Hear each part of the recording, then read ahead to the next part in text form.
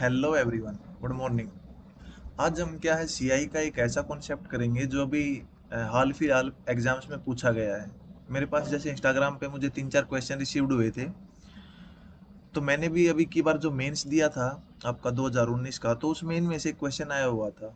तो देखिए इन टाइप के क्वेश्चन जैसे आपको स्क्रीन पे दिख रहा है, हम कैसे सोल्व करेंगे। मैंने 3 क्वेश्चन लिए हैं, तो इन तीनों क्वेश्चनों को देखते हैं हम कैसे सोल्व करेंगे, क्योंकि अभी जो आपके CHSL के एग्जाम हुए हैं उसमें भी ये टाइप पूछी गई है, तो आगे जो CGL मेंस होगा हो सकता है उसमें पूछी जाए।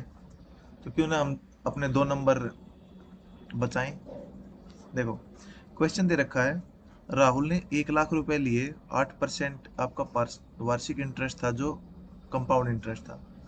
तो पहले साल के अंत में वो कितने पैसे देगा ताकि 54,000 वो सेकेंड ईयर में देके अपना लोन रीपे कर सके। देखो जो इस टाइप के क्वेश्चंस हैं, आपको ये दिया मिलेगा या तो 2 साल दिया होगा या फिर 3 साल। अगर 2 साल दे रखा है तो पहले बोलेगा भाई पहले साल के अंत में कितना दे, दूसरे साल के अंत में कितना दे, या फिर आपसे वो प्रिंसिपल पूछ सकता है। ऐसे ही जो 3 साल के क्वेश्चन होंगे उनमें वो क्या करेगा कि पहले आपको 2 साल का दे देगा कि 2 साल में उसने इतना दे दिया, तीसरे साल के अंत में कितना देगा, या फिर आपको प्रिंसिपल पूछेगा। तो देखते हैं इन टाइप के क्वेश्चन को कैसे करते हैं। तो सबसे पहले कह रहा है राहुल ने 1 लाख रुपए उधार लिए 8% की रेट पे। तो देखो इसमें अपने को है ना तोड़ना है। जैसे 2 साल दे रखा है तो हम एक एक साल का लेके चलेंगे। भाई 1 साल का सारा कर्ज उसने क्या है रिपे कर दिया, अब जो बचा वो सिर्फ 1 साल का होगा, यानी जो बचा हुआ है उस पर सिर्फ 1 साल का इंटरेस्ट लगेगा। जैसे आपका यहाँ 1 लाख था, आपको पता है पहले साल में जो सीआई और एसआई है वो बराबर होते हैं, और यहाँ हम लेके चल रहे हैं कि आपका 1 साल का हिसाब अलग कर दिया उसने और अगले साल का हिसाब अलग कर दिया। तो यदि मैं 1 साल मान के चलूँ भाई उसने 1 लाख लिए थे और 8% इंटरेस्ट था, यानी 1 लाख का 8% हो गया 8,000। तो 1 लाख थे उसने, तो 1 लाख के उसको 1,08,000 रुपये पे करने थे। लेकिन ये कह रहा है यहाँ पे उसने कुछ पे कर दिए, ये पे करने के बाद यहाँ पे आपका कुछ अमाउंट बच गया, और उस पे जो इंटरेस्ट लगा है अब वो होके उसने 54,000 पे किया। यानी जो आपका प्रिंसिपल यहाँ से बच गया था 1,08,000 में से उसने कुछ पे कर दिया, अब जो अमाउंट बच गया वो यहाँ आ गया, अब इस पे 1 साल का इंटरेस्ट लगा। जैसा कि सीआई में सबको पता है कि यदि हमें 8% दे रखा है तो हम कैसे करते हैं, 8% को यदि हम तोड़ें तो 8/100 करते हैं, यानी 2/25। यानी हम कह सकते हैं अपनी कोई चीज 25 थी तो 25 का 8% ही क्या होता है 2, यानी 25 थी उस पे 2 इंटरेस्ट हो गया, तो वो चीज 1 साल में हमारी हो जाएगी 27। इसी कॉन्सेप्ट का हमें यूज करना है।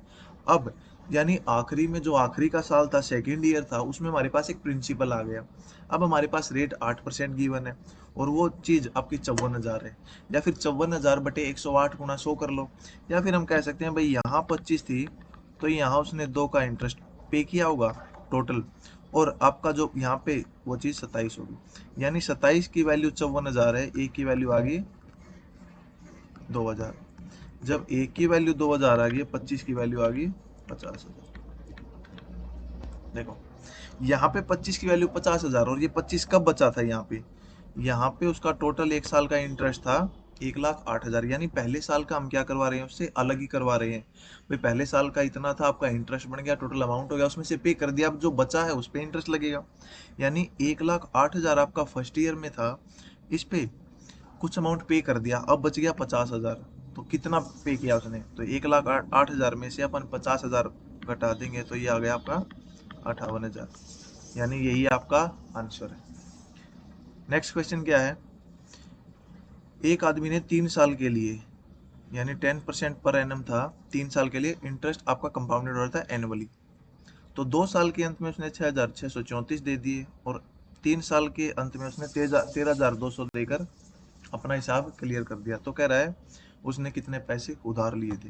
देखो वही कॉन्सेप्ट है, आपको कह रहा है at the end of 2 year, यदि रेट 10% है तो 1 साल की बात करता तो 10 से 11, यानी 10 यदि प्रिंसिपल होता तो अमाउंट होता आपका 11, लेकिन 2 साल की बात कर रहा है तो आपका 100 से हो गया 121। यदि 3 साल का लेते तो क्या करते हैं हम, यहाँ पे 1 साल है, 2 साल के लिए इसका स्क्वायर कर देते हैं। 100 का 121, 3 साल के लिए 1000 का 1331। यानी ये यदि प्रिंसिपल था आपका पहले साल, तो जो आखिरी में आएगा वो प्रिंसिपल प्लस आपका सीआई होता है। देखो 100 की वैल्यू 121 होगी, यानी ये हम कर रहे हैं 2 ईयर के लिए। अब 2 साल के अंत में 6,634 रुपए की रकम उसने चुका दी यहाँ पे। तीसरे साल के अंत में 13,200 लेकर निकासी कर दी। देखो हमें पता है फाइनल कितना पे किया है, फाइनल से पहले हमें उल्टा चलना। देखो 2 साल का उसने यहाँ हिसाब क्लियर कर दिया, अब बच गया 1 साल। 1 साल आपका क्या होगा, 10 से कोई चीज 11 होगी। भाई जितना बचेगा सिर्फ 1 साल है, 1 साल में सीआई ऐसा ही बराबर होते हैं। यानी यहाँ देखो 2 साल का हमने एक साथ ले लिया और यहाँ पे ले लिया हमने आखिरी के 1 साल का। अब 11 की वैल्यू 13,200 है, 1 की वैल्यू क्या आ गई 1200 और 10 की वैल्यू आ गई आपकी 12,000। यानी ये 12,000 कब बचे थे कि आपका 2 साल में कुछ अमाउंट बन रहा था, उसमें से उसने कुछ पे कर दिया, तो तभी तो जाके आपका जो बचा है उस पे अगले साल इंटरेस्ट लगेगा। तो यानी अब ये कह रहा है यहाँ पे इसने पे किए हैं 6,634। यदि ये दूसरे साल के अंत में सारा अमाउंट पे कर देता तो तीसरे साल उसको जाना ही नहीं पड़ता। यानी यहाँ पे उसने कुछ कम पे किया था, जिसकी वजह से अमाउंट बचा था आपका यहाँ पे तीसरे साल के शुरू में प्रिंसिपल बन गया था। अब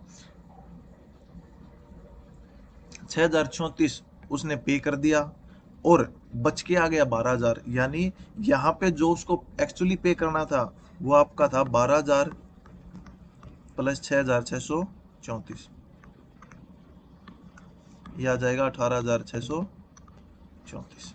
यानी हम कह सकते हैं कि 2 साल के अंत में उसका जो टोटल अमाउंट उसको पे करना था वो था 18,634।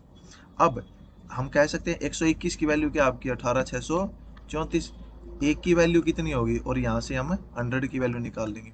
जो आपकी 100 की वैल्यू आएगी वो आई थिंक 15400 आएगी। ये आपका क्वेश्चन एसएससी के प्रीवियस ईयर में पूछ रखा है। अब इसी को घुमा के अब की सीजीएल 2019 में शायद प्री में क्वेश्चन पूछा गया था, वो ये वाला है। ये कह रहा है एक पर्सन ने 30,800 रुपए 10% के रेट से 3 साल के लिया। इंटरेस्ट आपका क्या है, कंपाउंडेड एनुअली है। At the end of 2 year he repaid a sum of 13,268 और at the end of 3rd year he clear the डेब्ट बाय पेइंग रुपए एक्स। यानी टोटल सम उसने 30,800 रुपए उधार लिए थे 3 साल के लिए,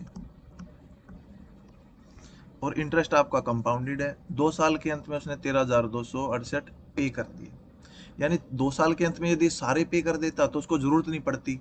अब एक्चुअली 2 साल में उसका कितना इंटरेस्ट बन रहा था, उसमें से जो पे किए हैं वो घटा दो, जो बच गया वो सिर्फ तीसरे साल का होगा।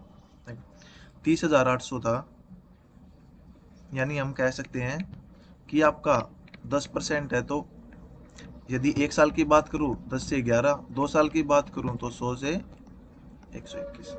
यानी ये हमने 2 साल का यहाँ पे क्लियर कर दिया। भाई सिर्फ 2 साल की बात होती इतना पे करता, यदि 2 साल में उसको अपना कर्जा पूरा चुकाना होता तो वो क्या है इतना इंटरेस्ट उसको पे कर देता। लेकिन यहाँ पे क्या दे रखा 3 साल, यानी कुछ उसने अमाउंट तीसरे साल के लिए भी छोड़ा है। देखो प्रिंसिपल था आपका 100, यानी हम कह सकते हैं कि 100 की वैल्यू आपकी 30,800, एक की 308 होगी और 121 की वैल्यू निकालेंगे तो 308 गुणा 121, ये आपका आएगा आई थिंक 37,268। जब इसकी गुणा करेंगे तो 37,268 आएगा। यानी आपका प्रिंसिपल यदि 100 था तो दूसरे साल में उसको चुकाने थे 37,268, लेकिन एक्चुअल में उसने कितने चुकाए हैं 13,268। तो जो आपका डिफरेंस बच गया 24,000, ये अब आपका सिर्फ तीसरे साल के लिए क्या होगा प्रिंसिपल। यानी 2 साल का यहाँ मेरा हिसाब क्लियर हो चुका है। अब तीसरे साल के लिए रेट 10% है, तो हम लेके चलेंगे भाई सिर्फ 1 साल बचा है तो 10 की वैल्यू होगी आपकी 11। यानी यदि 10 की वैल्यू 24,000 है तो 1 की वैल्यू 2400 होगी और 11 की वैल्यू क्या होगी 24,000 गुणा 11, यानी आपका 26,400। तो ये थे आपके सीआई के 3 क्वेश्चन जो आगे वाले क्वेश्चन पूछेगा वो आपको इन्हीं में से पूछेगा। यदि सीआई का इस टाइप का क्वेश्चन आता है तो इनको बस घुमा फिरा देगा, भाई तीसरे साल के अंत में इसमें से हो सकता है प्रिंसिपल दे के पूछ ले कि तीसरे साल के अंत में। कॉन्सेप्ट यही रहेगा, पहले ये लेके चलना अपने को कि भाई देखो कि 2 साल के अंत में एक्चुअल कितना पे किया और जो बच गया वो तीसरे साल का आपका प्रिंसिपल होगा। तो मिलते हैं अगली वीडियो जो ज्योमेट्री की आएगी, आज शाम को आ जाएगी ज्योमेट्री की वीडियो, फर्स्ट वीडियो आ जाएगी, तो उसमें तब तक के लिए धन्यवाद एंड अपनी तैयारी करते रहिए मेंस के लिए।